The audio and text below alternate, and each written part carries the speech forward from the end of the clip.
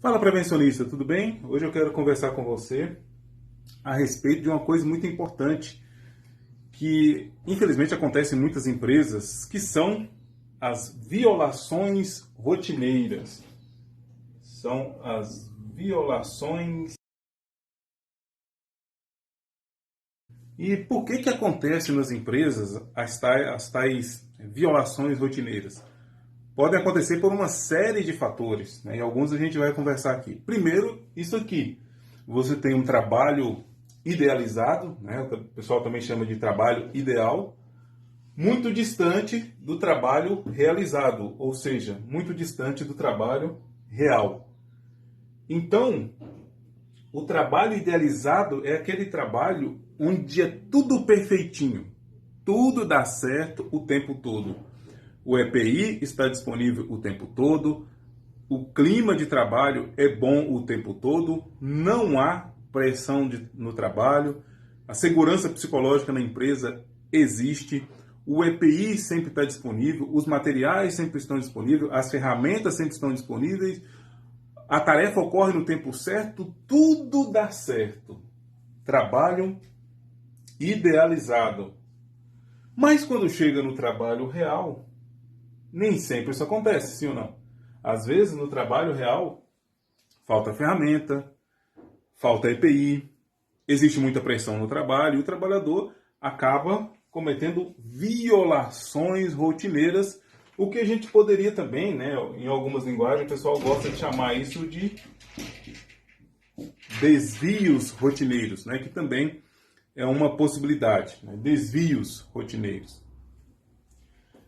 Mas tá, Nestor, e essa outra linha, né, o que ela significa?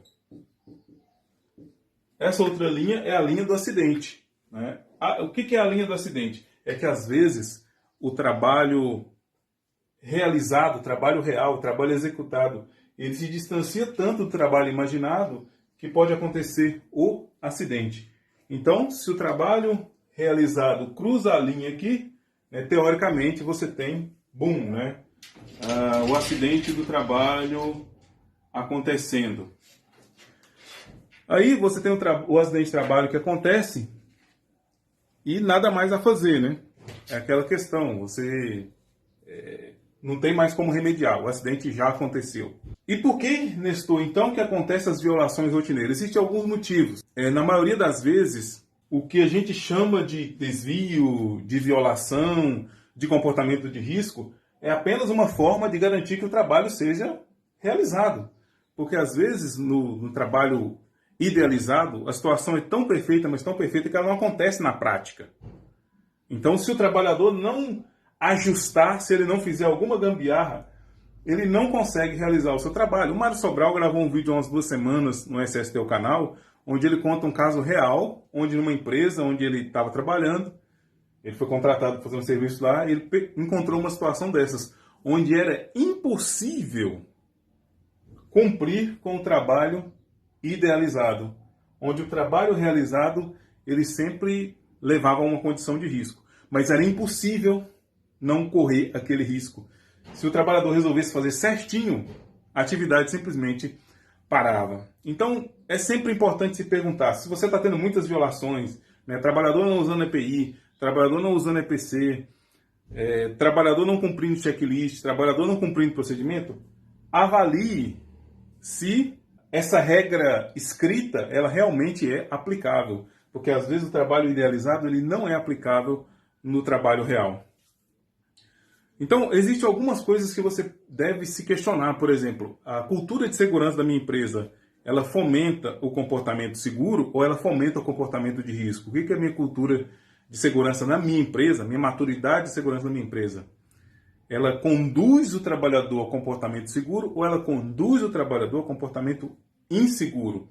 E é curioso que, às vezes, a estrutura de trabalho leva o trabalhador a um trabalho realizado diferente do trabalho idealizado. E aí, quando esse trabalhador é pego no trabalho realizado, fazendo ajustes para que a produção aconteça, ele ainda é punido pela empresa.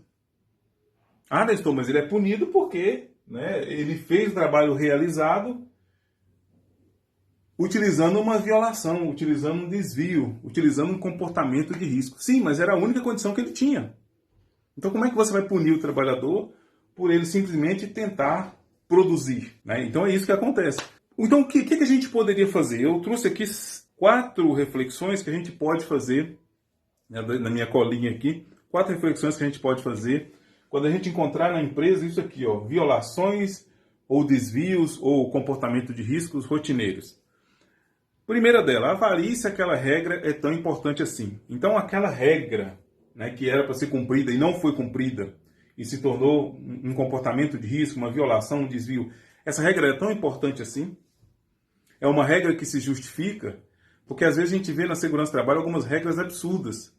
Como, por exemplo, trabalhador trabalhando numa obra horizontal, não tem nenhum prédio do lado, não tem nada, não tem nenhuma construção do lado, e o cara é obrigado a trabalhar com capacete o dia todo. Poxa, mas ele está num ambiente horizontal, ele trabalha numa obra horizontal, não tem nada acima. Ele precisa usar EPI o tempo todo? Trabalhador na fundação usando EPI o tempo todo. Será que é necessário isso? Vamos pensar num ambiente de trabalho em Manaus, 39 graus, 40 graus. É preciso realmente usar capacete nesse ambiente o dia todo? Então, não estou dizendo que sim ou que não. Estou dizendo para você avaliar, pense sobre isso, né? A regra que foi quebrada, ela é tão importante assim? Pense sobre isso. O que mais que a gente pode pensar? Avalie as crenças da organização, porque às vezes, como a gente falou, a própria organização conduz o trabalhador ao comportamento de risco por suas crenças, onde o técnico de segurança acredita que segurança é importante, mas o líder de setor acredita que não. E entre seguir o técnico de segurança e seguir o líder de setor, quem você acha que o trabalhador vai seguir? Entre agradar o técnico de segurança ou o engenheiro e agradar o líder de setor, quem você acha que o trabalhador vai querer agradar? Então tem que avaliar se as crenças da empresa são condizentes com as práticas de segurança. Outra questão, avalie o comportamento do grupo. Por que isso? Porque às vezes a empresa cisma em punir um trabalhador e você tem no mesmo grupo 4 ou 5 que trabalham também daquela mesma forma. Então o que a gente percebe? Naquele setor, a cultura de trabalho é daquela forma. Por exemplo, naquele setor ninguém gosta de usar luva. O que adianta você punir um que não usou luva se tem outros 3 ou 4 que também não utilizam? Então você tem que avaliar se é um comportamento de grupo ou é um comportamento individual. Se é um comportamento de grupo, por exemplo, não utilizar luva de segurança, isso tem que ser tratado no grupo. De nada adianta punir um indivíduo. Se você punir um, provavelmente você vai ter ele como seu inimigo, como seu antagônico, e ainda vai ter os outros 4 também. Por que ele puniu você? Ah, porque eu não estava usando um. Mas ele sabe que ninguém aqui usa também. Ou será que ele não sabe? Mas por que ele puniu você e nós? Ninguém falou nada com a gente, ninguém falou nada, vou continuar trabalhando sem luva. Ou seja, não adianta nada. Outro item também que você precisa avaliar é a facilidade em seguir o procedimento. Tem empresas que fazer o certo é difícil, fazer o errado é fácil. E quase sempre isso acontece, né? Quase sempre isso acontece.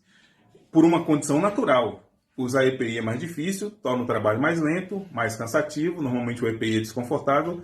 Por outro lado, não usar o EPI traz mais conforto, não uso do EPI, faz o trabalho ser mais rápido, faz o trabalho ser mais fácil. Mas pior do que isso é quando a empresa impõe condições difíceis para serem cumpridas. Por exemplo, o trabalhador tem que buscar EPI e buscar o EPI é lá longe. Ou o trabalhador tem que buscar o EPI e a sala do SESMIT fica fechada quase o dia todo e toda vez que ele vai lá não tem ninguém para atender ele. Então se ele vai lá buscar o EPI e não tem ninguém para atender, da próxima vez, não, cara, tem que ir lá no SESMIT de novo. E se não tiver ninguém para atender de novo? Eu tenho que terminar essa atividade. Lembre-se disso. O trabalhador sempre, num trabalho normal, ele sempre quer entregar o melhor dele. Então, se ele enxerga que ir buscar o EPI é um impedimento, ele vai tender a não querer buscar o EPI. Demora, é difícil. Então, facilite o trabalho seguro. Cumprir esse checklist é difícil, são várias etapas. Será que precisa de um checklist tão grande assim? Então, você tem que tornar o trabalho seguro fácil e tornar o trabalho inseguro difícil. E para isso é indispensável envolver quem? A liderança da empresa. Se a segurança do trabalho é feita só pelo SESMIT, é uma dificuldade muito grande. Então, o que o profissional de segurança pode fazer, né? Nessa questão de tornar o certo fácil? Pergunte ao trabalhador.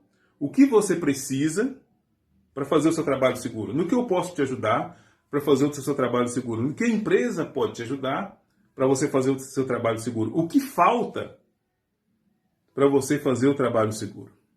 Pergunte ao trabalhador. Entender as crenças do trabalhador é fundamental para você utilizar o remédio certo.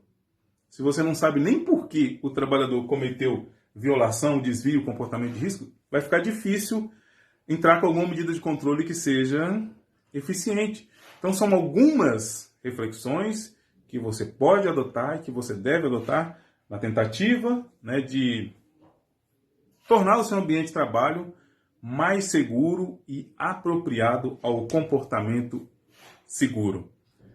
Fazer com que o trabalho seguro se torne fácil e o trabalho inseguro se torne difícil. Fazer com que a liderança apoie o trabalho seguro e deixe de apoiar o trabalho inseguro. Na maioria das empresas o que acontece é isso.